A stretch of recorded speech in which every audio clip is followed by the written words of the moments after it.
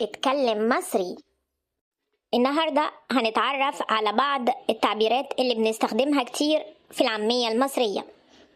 ايه رأيك فيه؟ What do you think of؟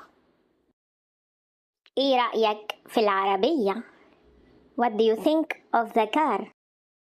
ايه رأيك في الصورة؟ What do you think of the picture؟ والتعبير التاني، ايه مالك للراجل وايه مالك للست. What's wrong؟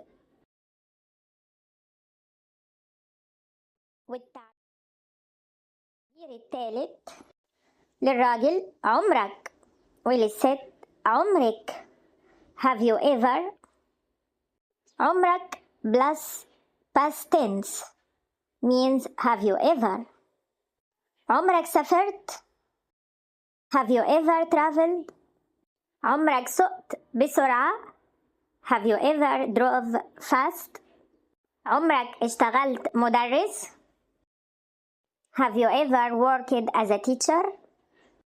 And for negation we use عمري ما plus past tense.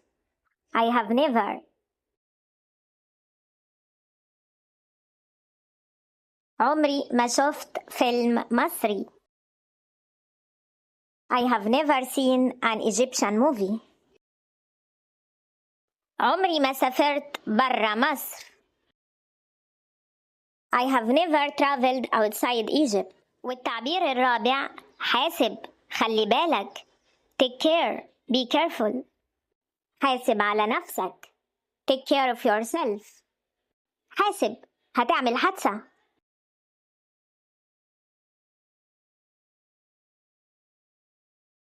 Be careful, you might have an accident.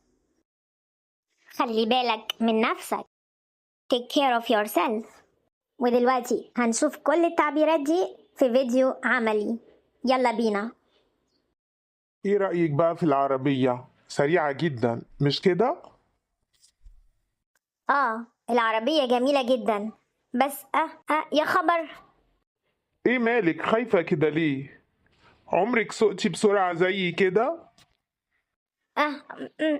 حاسب شوية. لا طبعا عمري ما سقت بسرعة كده. حاسب يا عمر، احنا هنعمل حادثة. وبعدين السرعة هنا في المحور 80 كيلو متر بس، انت كده هتاخد مخالفة.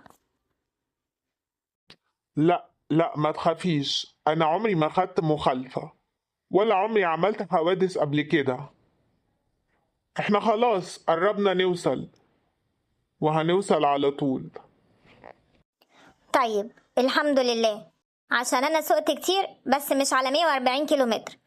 انت عمرك زرت مدينة الانتاج الاعلامي قبل كده يا عمر؟ بيقولوا انها حلوة قوي، فيها استوديو للسينما وملاهي وحاجات كتيرة ممكن نتفرج عليها. لا في الحقيقة عمري ما زرت المكان ده. كويس اننا هنشوفه مع بعض.